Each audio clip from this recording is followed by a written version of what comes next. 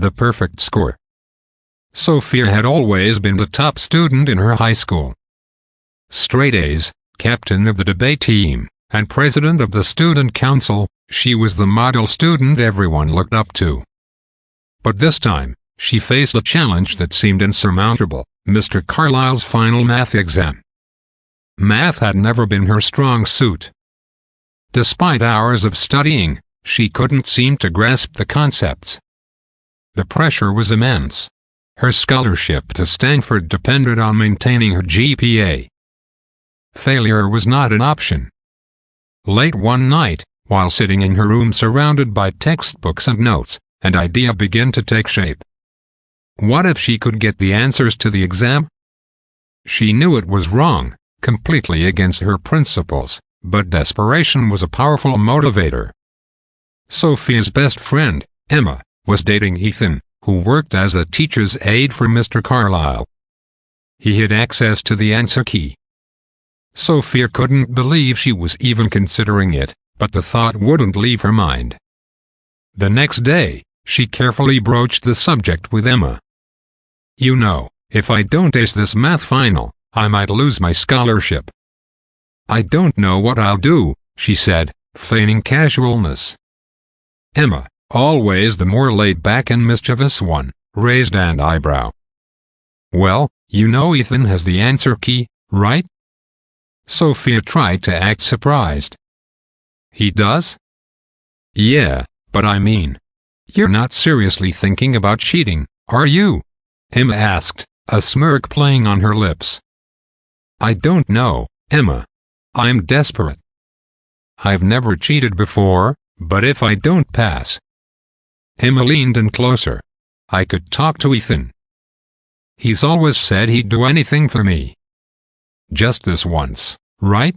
No one has to know." Sophia hesitated, but the thought of failure gnawed at her. "Just this once," she whispered. The night before the exam, Sophia could hardly sleep. She met Emma and Ethan at a local cafe, where Ethan slid a folded piece of paper across the table to her.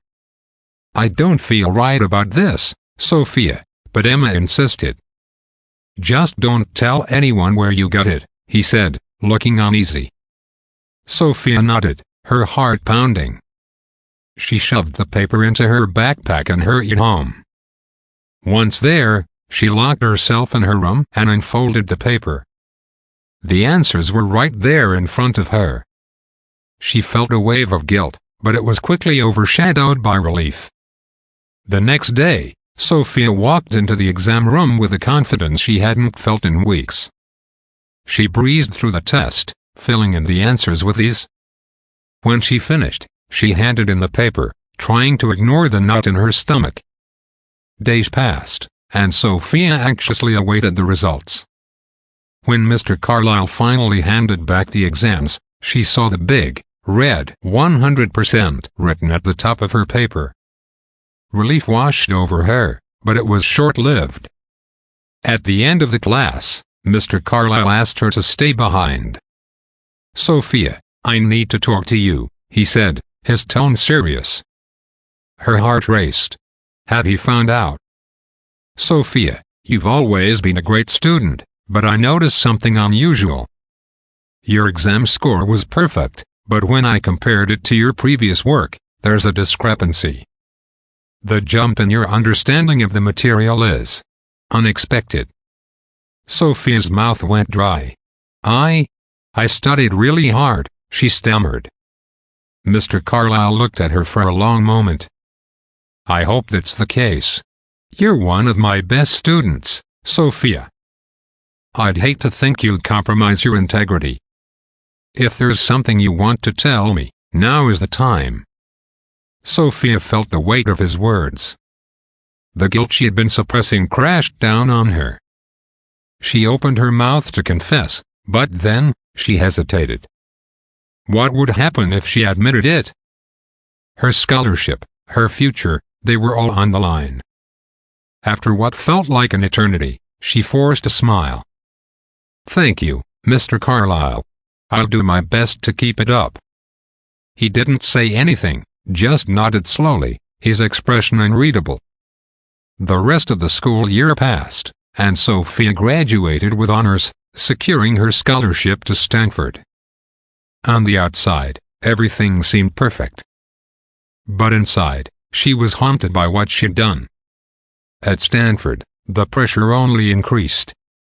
She was surrounded by brilliant minds, all competing for the top spot. The guilt from her high school cheat gnawed at her, but she buried it deep, hoping it would fade. But it didn't. The more she succeeded, the more she felt like a fraud. She started struggling with her classes again, but this time, she refused to cheat. She couldn't go down that path again. One night, overwhelmed by the pressure, she broke down and called Emma. "I can't do this anymore," she cried. "I cheated, and I've been living a lie ever since." Emma, who had always been carefree, was taken aback. "Sophia, it was one test. Let it go." "No one knows." "I know," Sophia replied, her voice trembling. "And I don't think I can live with that." Sophia made a decision. The next day, she went to her academic advisor and confessed everything. She told him about the cheating, the guilt, and the pressure that had driven her to it. Her advisor listened carefully and then spoke gently. "Sophia, academic dishonesty is serious. There will be consequences, but you've done the right thing by coming forward. It takes courage to admit your mistakes." The university conducted an investigation, and Sophia was put on academic probation. She lost her scholarship and had to work part-time to pay for her tuition. It was the hardest thing she'd ever done, but for the first time in a long time, she felt at peace. Over time, Sophia regained her confidence, not because of perfect scores, but because she knew she was doing things the right way. She graduated, not at the top of her class, but with a sense of integrity she hadn't had before. And when she walked across the stage to receive her diploma, she knew it was truly earned.